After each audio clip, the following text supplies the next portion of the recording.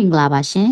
Sunday with Mindful Farmer ကနေပြန်လည်ကြိုဆိုလိုက်ပါတယ်ဒီတစ်ပတ်မှာတော့ podcast အစီအစဉ်လေးမှာပြောပြပေးသွားမယ့်ခေါင်းစဉ်ကတော့မြန်မာနိုင်ငံမှာကွယ်ပြောက်နေတဲ့မြေအောက်ရေဥပဒေအကြောင်းကိုဒီကနေ့မှာပြောပြပေးသွားမှာဖြစ်ပါတယ်ဒီဆောင်းပါးကိုရေးသားထားတဲ့သူကတော့ညီမလေး Iris ဖြစ်ပြီးတော့ဒီကနေ့ podcast အစီအစဉ်ကိုပြောပြပေးမယ့်သူကတော့အမခင်နဲ့ညီမ Iris တို့ပဲဖြစ်ပါတယ်ဒါဆိုရင်ပထမဆုံးအနေနဲ့ပေါ့နော်ညီမတို့ကမြေအောက်ရေဥပဒေအကြောင်းကိုပြောကြမှာပေါ့နော်ပြောတော့ပထမအနေနဲ့ Iris ကိုမေးချင်တာပေါ့နော်ဒီမြန်မာနိုင်ငံမှာမြေအောက်ရေနဲ့ပတ်သက်ပြီးတော့ဘယ်လိုမျိုးတွေလှုပ်ဆောင်နေကြလဲဆိုတာကိုပေါ့နော်တစ်ချက်ပြောပြပေးလို့ရလားယင်အရင်တော့မြန်မာနိုင်ငံမှာဆိုလို့ရှိရင်မြေအောက်ရေကိုအရင်မြန်မာရှေးခေတ်လက်ထက်တည်းကအသုံးပြုလာခဲ့ရပေါ့နော်ရန်ကုန်မှာဆိုလို့ရှိရင်1842ခုနှစ်တည်းကစတင်အသုံးပြုခဲ့တာကိုသိရတယ်ပေါ့ဒါအင်္ဂလိပ်ကိုလိုနီခေတ်မှာဆိုရင်လည်းမြေအောက်ရေကိုထုတ်ယူသုံးစွဲမှုဥပဒေနဲ့သေချာချာထိန်းချုပ်ပြီးစနစ်တကျအသုံးပြုခဲ့ကြရပေါ့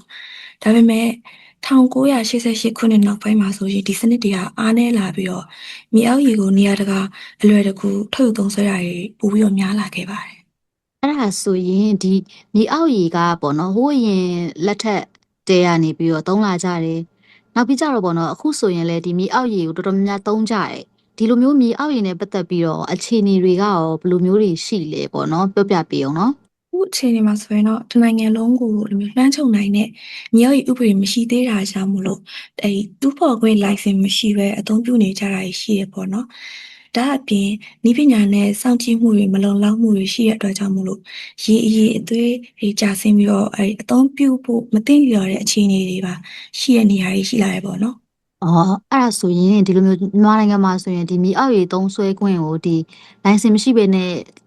ဒီလိုမျိုးသုံးနေကြတာမျိုးတွေလည်းရှိရဲပေါ့နော်အဲ့ဒါဆိုရင်ရောဒီအမားတို့မြန်မာနိုင်ငံမှာဒီမြေအောက်ရေနဲ့ပတ်သက်ပြီးတော့ဘယ်လိုမူဝါဒတွေဘယ်လိုဥပဒေတွေဘယ်လိုစီမံခန့်ခွဲမှုတွေရှိလဲဆိုတာကိုလည်းတစ်ချက်လောက်ပြောပြပေးပါအောင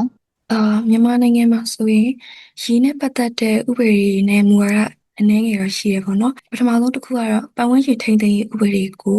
2012မှာပတ်ဝန်းကျင်ထုတ်ပြန်နေရပေါ့နော်အဲ့ဒါကဘာအတွက်လဲဆိုလို့ရှိရင်ပတ်ဝန်းကျင်နဲ့သဘာဝသယံဇာတတွေကိုကာကွယ်ထိန်းသိမ်းဖို့ရည်ရွယ်ထားပြီးတော့အဲ့ဒီရေထု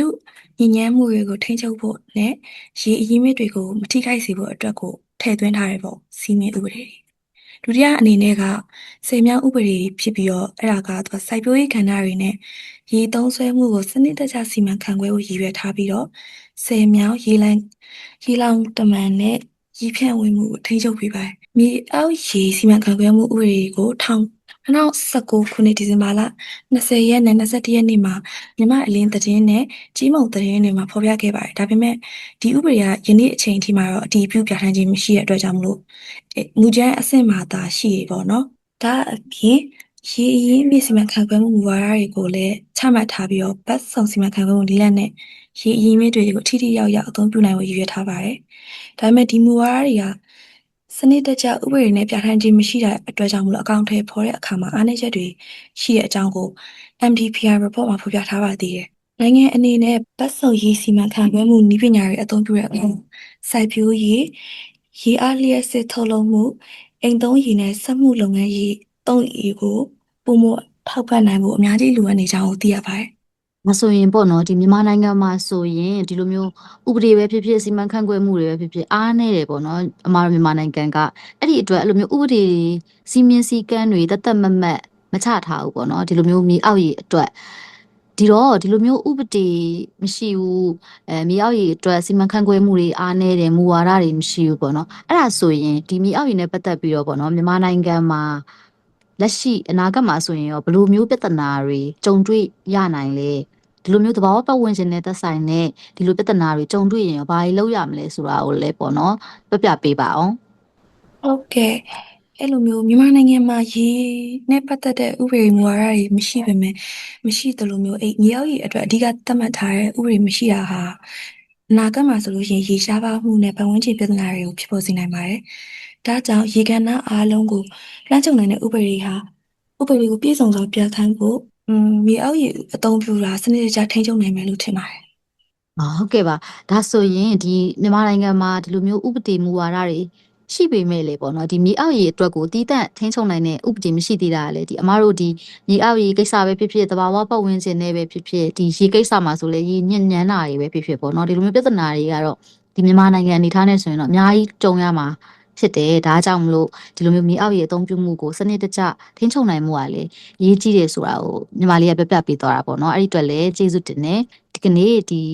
Sunday with Mindful Farmer ဆိုတဲ့ဒီ podcast အစီအစဉ်မှာဆိုရင်ပြပြပေးသွားတာကဒီမြေအောက်ရေနဲ့ပတ်သက်ပြီးတော့မြန်မာနိုင်ငံမှာမရှိသေးတဲ့ဥပဒေအကြောင်းအရာတွေပြပြပေးသွားတယ်ပြီးရင်မြေအောက်ရေကိုဘလို့အချိန်တွေတည်းကနေပြီးတော့သုံးခဲ့တာလဲမြန်မာနိုင်ငံမှာမြေအောက်ရေနဲ့ပတ်သက်ပြီးတော့ဘလို့အခြေအနေတွေရှိလဲဆိုတာကိုလည်းဒီညီမလေး Iris ကနေပြီးတော့ပြပြပေးသွားရဲပေါ့နော်ဒါကြောင့်မလို့ဒီကနေ့ Sunday with Mindful Farmer ဆိုတဲ့ podcast အစီအစဉ်မှာနားထောင်နေတဲ့သူတွေလည်းပေါ့နော်ဒီမြေအောက်ရေနဲ့ပတ်သက်ပြီးတော့ဥပဒေမူဝါဒတွေအကြောင်းတွေပြီးရင်မြေအောက်ရေနဲ့ပတ်သက်ပြီးတော့မြန်မာနိုင်ငံမှာရှိတဲ့အခြေအနေအကြောင်းကိုလည်းသိရှိသွားလောက်မယ်လို့ထင်ပါတယ်ဟုတ်ကဲ့ပါ Sunday with Mindful Farmer ဆိုတဲ့အစီအစဉ်ဟာဆိုရင်တော့စာဖတ်ဖို့အချိန်မပေးနိုင်တဲ့သူတွေအတွက်အပတ်စဉ်တနင်္ဂနွေနေ့တိုင်းမှာ YouTube, Spotify နဲ့ Facebook တို့မှာထုတ်လွှင့်တင်ဆက်ပေးနေတာပဲဖြစ်ပါတယ်ဒါကြောင့်မလို့နားဆင်ပေးကြတဲ့အရောက်ချင်းစီတိုင်းကိုလည်းကျေးဇူးတင်ပါတယ်ရှင်ကျေးဇူးတင်ပါတယ်